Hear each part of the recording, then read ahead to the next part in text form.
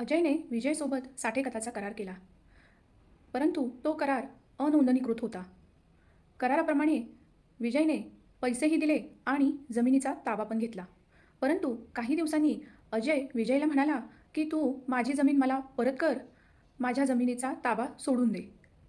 अशा वेळी विजय अजयला म्हणतो, की "मी जमीन तुला परत करणार नाही. माझ्याकडे कलम 53A नुसार तू मला जमिनीतून बाहेर काढू शकत नाही." विजयने माहिती बरोबर दिली, पण ती माहिती अपुरी होती.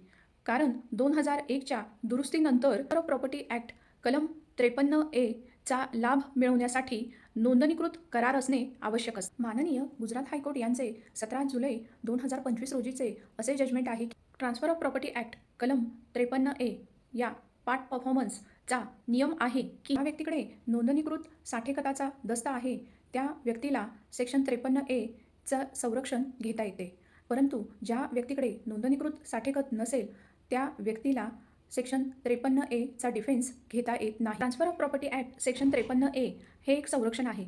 जर खरेदीदार हा साठेकतामधील नमूद असलेल्या नियमांचे पूर्णपणे जबाबदारीने पालन करत असेल, तर विक्रेता हा करार तोडून जमीन त्याच्याकडून काढून घेऊ शकत नाही.